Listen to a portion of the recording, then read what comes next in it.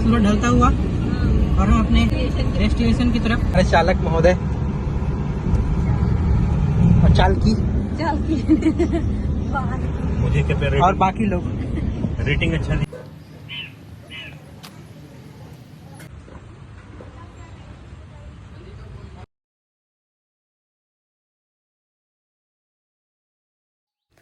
Hey everyone, आज हम लोग कहीं घूमने जाने का प्लान कर रहे थे।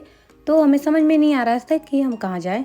हम निकल पड़े थे घर से वैसे तो, बट हमें रास्ते में डिसाइड करना था कि हमें जाना कहाँ है। और फिर हमने डिसाइड किया कि हम ओना कोना जाएंगे। हम अपनी एक फ्रेंड को लेने रायपुर गए और फिर हमने उसे साथ लिया और हम चले गए।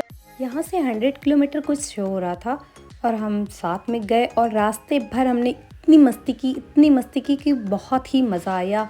ये सफ़र तो बहुत ही अच्छा था और साथ में हमें ये था कि हम जल्दी से जल्दी पहुँचे। हम बहुत लेट हो चुके थे।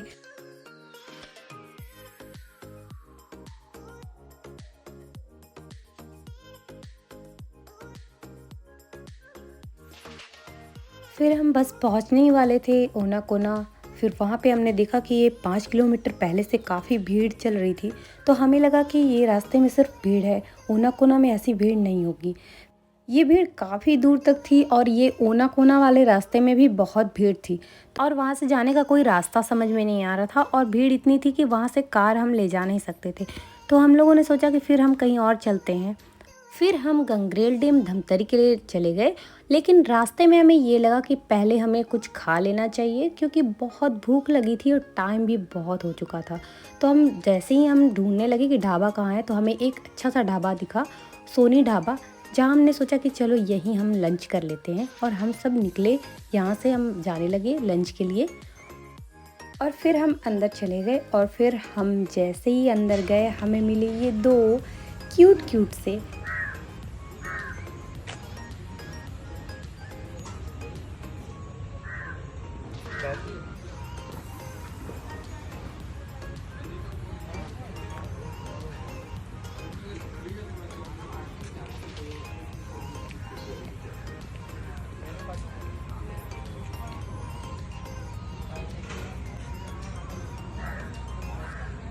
हम आ गए हैं सोनी ढाबा में। ये लोकेशन हमें सबसे अच्छा लगा जहाँ पे हम बैठे हुए हैं और अभी हम अपना लंच लेने वाले हैं। लंच के लिए हमने वेटर को बोला है, वो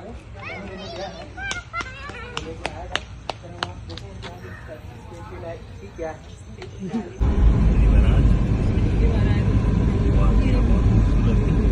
सूरज ढलता हुआ और हम अपने डेस्टिनेशन की तरफ।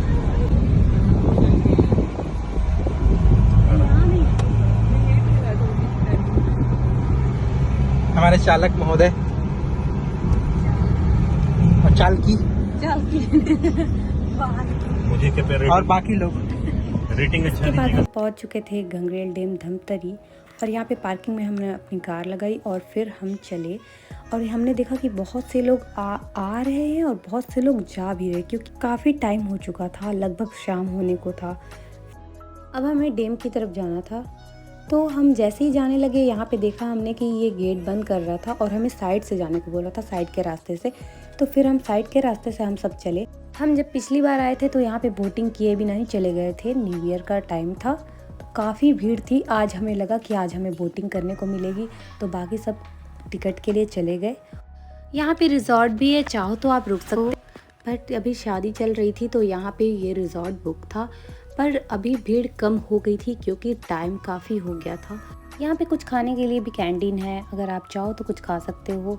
और टिकट की बुकिंग हो चुकी थी, तो यहाँ पे हमने 5 सीटर टिकट बुक किया था। तो 5 सीटर के लिए इसकी प्राइस थी 1800। और फिर हम जैसे ही डैम के करीब जाते गए, हमें नज़ारा तो और ही अच्छा लगने लगा। हमें बहुत ही मज़ा आ रहा था ये सब देखकर और ये बहुत बहुत बहुत ब्यूटीफुल लग रहा था। बोटिंग तो हम सब ने पहले भी की हुई है, लेकिन ये जो जगह है ना, यहाँ का मज़ा ही कुछ और है। सनसेट होने वाला था तो ये व्यू और ही खूबसूरत हो चुका था, बहुत ही अच्छा लग रहा था।